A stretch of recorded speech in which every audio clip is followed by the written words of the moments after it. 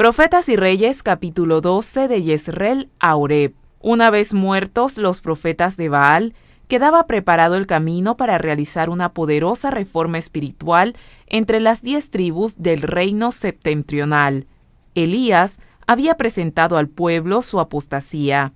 Le había invitado a humillar su corazón y a volverse al Señor. Los juicios del cielo habían sido ejecutados.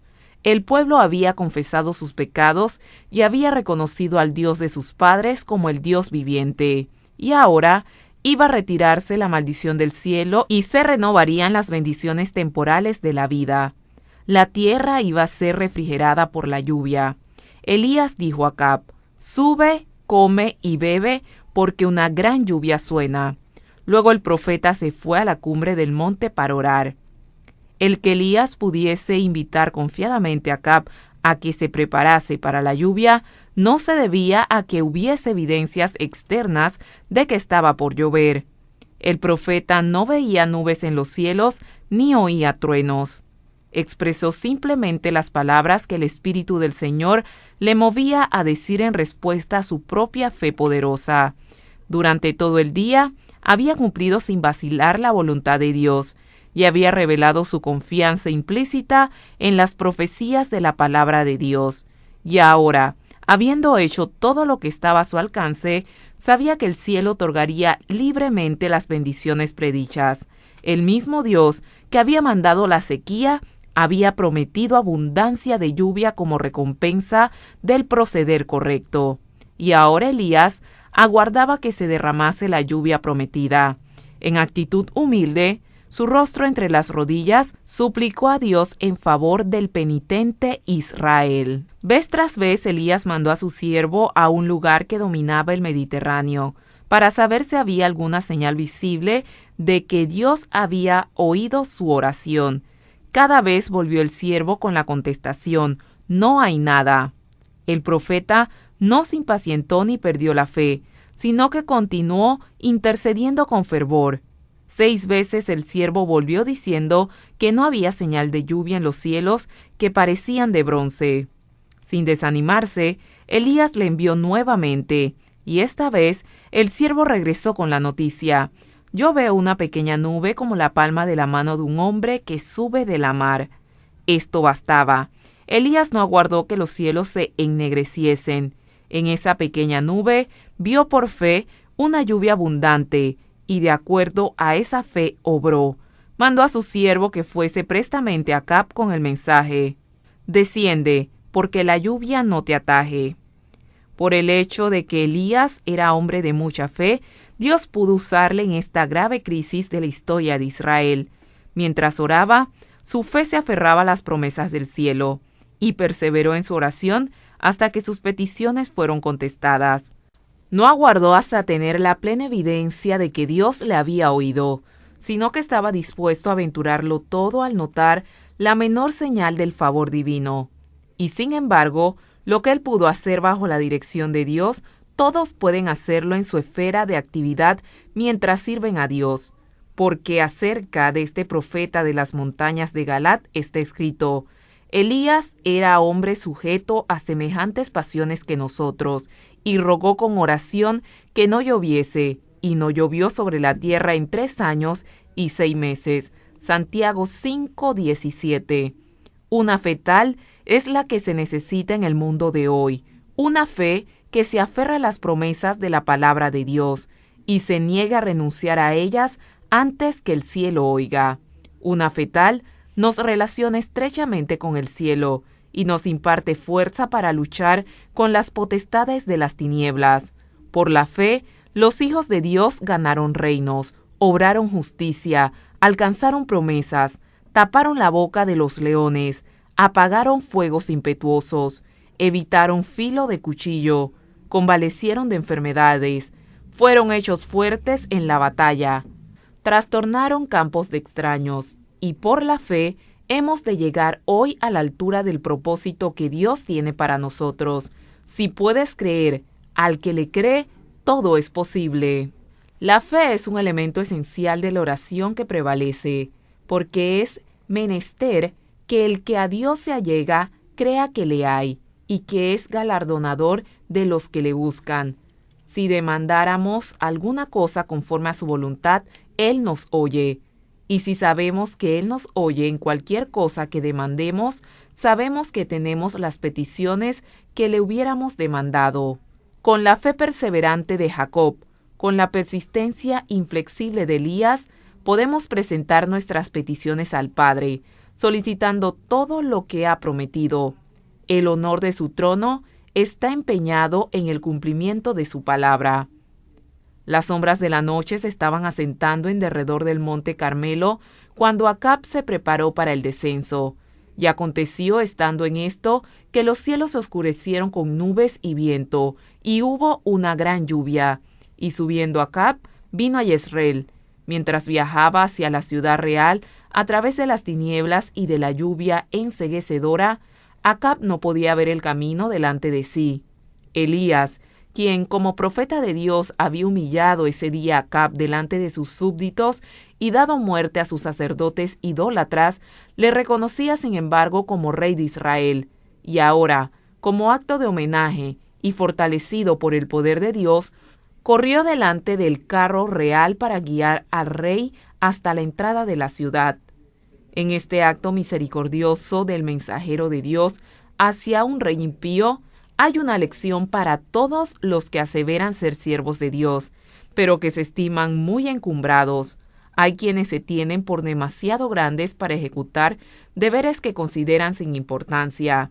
Vacilan en cumplir aún los servicios necesarios, temiendo que se les sorprenda haciendo trabajo de sirvientes. Los tales tienen que aprender del ejemplo de Elías. Por su palabra, la tierra había sido privada de los tesoros del cielo durante 3 años. Había sido señaladamente honrado por Dios cuando, en respuesta a su oración en el Carmelo, el fuego había fulgurado del cielo y consumido el sacrificio. Su mano había ejecutado el juicio de Dios al matar a los profetas idólatras, y su deseo había sido atendido cuando había pedido lluvia. Sin embargo, después de los excelsos triunfos con que Dios se había complacido en honrar a su ministerio público, estaba dispuesto a cumplir el servicio de un criado. Al llegar a la puerta de Jezreel, Elías y Acab se separaron. El profeta, prefiriendo permanecer fuera de la muralla, se envolvió en su manto y se acostó a dormir en el suelo. El rey, pasando delante, llegó pronto al abrigo de su palacio, y allí relató a su esposa los maravillosos sucesos acontecidos ese día, así como la admirable revelación del poder divino que había probado a Israel que Jehová era el Dios verdadero, y Elías su mensajero escogido.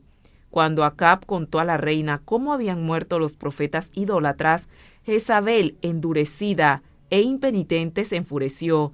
Se negó a reconocer en los acontecimientos del Carmelo la predominante providencia de Dios y, empeñada en su desafío, declaró audazmente que Elías debía morir. Esa noche, un mensajero despertó al cansado profeta y le transmitió la palabra de Jezabel. Así me hagan los dioses y así me añadan, si mañana a estas horas yo no haya puesto tu persona como la de uno de ellos. Parecería que después de haber manifestado valor tan indómito y de haber triunfado tan completamente sobre el rey, los sacerdotes y el pueblo, Elías ya no podría ceder al desaliento ni verse acobardado por la timidez. Pero el que había sido bendecido con tantas evidencias del cuidado amante de Dios no estaba exento de las debilidades humanas, y en esa hora sombría le abandonaron su fe y su valor. Se despertó aturdido, caía lluvia del cielo, por todos lados había tinieblas, olvidándose de que 3 años antes Dios había dirigido sus pasos hacia un lugar de refugio donde no lo alcanzaron ni el odio de Jezabel ni la búsqueda de Acab. El profeta huyó para salvarse la vida. Llegando a Beerseba, dejó allí su criado y él se fue por el desierto un día de camino. Elías no debiera haber huido del puesto que le indicaba el deber. Debiera haber hecho frente a la amenaza de Jezabel, suplicando la protección de aquel que le había ordenado vindicar el honor de Jehová. Debiera haber dicho al mensajero que el Dios en quien confiaba le protegería del odio de la reina. Solo habían transcurrido algunas horas desde que había presenciado una maravillosa manifestación del poder divino, y esto debería haberle dado la seguridad de que no sería abandonado. Si hubiese permanecido donde estaba, si hubiese hecho de Dios su refugio y fortaleza y quedado firme en la verdad, habría sido protegido de todo daño. El Señor le habría dado otra señalada victoria enviando sus castigos contra Jezabel, y la impresión que esto hubiera hecho en el rey y el pueblo habría realizado una gran reforma. Elías había esperado mucho del milagro cumplido en el Carmelo. Había esperado que después de esa manifestación del poder de Dios, Jezabel ya no influiría en el espíritu de Acab y que se produciría prestamente una reforma en todo Israel. Durante todo el día pasado en las alturas del Carmelo, había trabajado sin alimentarse. Sin embargo, cuando guió el carro de Acab hasta la puerta de Jezreel, su valor era grande, a pesar del esfuerzo físico que había representado su labor. Pero una reacción como la que con frecuencia sigue a los momentos de mucha fe y de glorioso éxito oprimía a Elías. Temía que la reforma iniciada en el Carmelo no durase, y la depresión se apoderó de él. Había sido exaltado a la cumbre de Pisga, ahora se hallaba en el valle. Mientras estaba bajo la inspiración del Todopoderoso, había soportado la prueba más severa de su fe, pero en el momento de desaliento, mientras repercutía en sus oídos la amenaza de Jezabel y Satanás prevalecía aparentemente en las maquinaciones de esa mujer impía, perdió su confianza en Dios. Había sido exaltado en forma desmedida y la reacción fue tremenda. Olvidándose de Dios, Elías huyó hasta hallarse solo en un desierto deprimente. Completamente agotado, se sentó a descansar bajo un enebro. Sentado allí, rogó que se le dejase morir. Dijo: «Basta ya, oh Jehová, quita mi alma, que no soy yo mejor que mis padres». Fugitivo, alejado de las moradas de los hombres, con el ánimo abrumado por una amarga desilusión, deseaba no volver a ver rostro humano alguno. Por fin, completamente agotado, se durmió. A todos nos tocan a veces momentos de intensa desilusión y profundo desaliento, días en que nos embarga la tristeza, y es difícil creer que Dios sigue siendo el bondadoso benefactor de sus hijos terrenales, días en que las dificultades acosan al alma, en que la muerte parece preferible a la vida. Entonces es cuando muchos pierden su confianza en Dios y caen en la esclavitud de la duda y la servidumbre de la incredulidad. Si en tales momentos pudiésemos discernir con percepción espiritual el significado de las providencias de Dios, veríamos ángeles que procuran salvarnos de nosotros mismos y luchan para sentar nuestros pies en un fundamento más firme que las colinas eternas, y nuestro ser se compenetraría con una fe nueva y una nueva vida. En el día de su aflicción y tinieblas, el fiel Job declaró: «Perezca el día en que yo nací. Oh, si pasasen al justo mi queja y mi tormento, y si se alzasen igualmente en balanza, ¿quién me diera que viniese mi petición, y que Dios me otorgase lo que espero, y que pluguiera a Dios quebrantarme, que soltara su mano y me deshiciera, y sería aún mi consuelo? Por tanto yo no reprimiré mi boca, hablaré en la angustia de mi espíritu, y quejáréme con la amargura de mi alma. Mi alma quiso la muerte más que mis huesos. Aburríme, no he de vivir yo para siempre. Déjame, pues que mis días son vanidad». Pero aunque Job estaba cansado de la vida, no se le dejó morir. Le fueron recordadas las posibilidades futuras y se le dirigió un mensaje de esperanza. «Serás fuerte y no temerás, y olvidarás tu trabajo, o te acordarás de él como las aguas que pasaron, y en mitad de la siesta se levantará bonanza, resplandecerás y serás como la mañana, y confiarás que habrá esperanza, y te acostarás y no habrá quien te espante, y muchos te rogarán. Mas los ojos de los malos se consumirán, y no tendrán refugio, y su esperanza será agonía del alma». Desde las profundidades del desaliento, Job se elevó a las alturas de la confianza implícita en la misericordia y el poder salvador de Dios. Declaró triunfantemente: «He aquí, aunque me matare, en él esperaré, y él mismo me será salud. Yo sé que mi Redentor vive, y al fin se levantará sobre el polvo, y después que deshecha está mi piel, aún he de ver en mi carne a Dios, al cual yo tengo de ver por mí, y mis ojos lo verán, y no otro». Respondió Jehová a Job desde un torbellino, y reveló a su siervo la grandeza de su poder. Cuando Job alcanzó a vislumbrar a su Creador, se aborreció a sí mismo y se arrepintió en el polvo y la ceniza. Entonces el Señor pudo bendecirle abundantemente y hacer de modo que los últimos años de su vida fuesen los mejores. La esperanza y el valor son esenciales para dar a Dios un servicio perfecto. Son el fruto de la fe. El abatimiento es pecaminoso e irracional. Dios puede y quiere dar más abundantemente a sus siervos la fuerza que necesitan para las pruebas. Los planes de los enemigos de su obra pueden parecer bien trazados y firmemente asentados, pero Dios puede anular los más enérgicos de ellos, y lo hace como y cuando quiere, a saber cuando ve que la fe de sus siervos ha sido suficientemente probada. Para los desalentados hay un remedio seguro en la fe, la oración y el trabajo. La fe y la actividad impartirán una seguridad y una satisfacción que aumentarán día tras día. ¿Estáis tentados a ceder a presentimientos ansiosos o al abatimiento absoluto? En los días más sombríos, cuando en apariencia hay más peligro, no temáis, tened fe en Dios. Él conoce vuestra necesidad, tiene toda potestad. Su compasión y amor infinitos son incansables. No temáis que deje de cumplir su promesa. Él es la verdad eterna.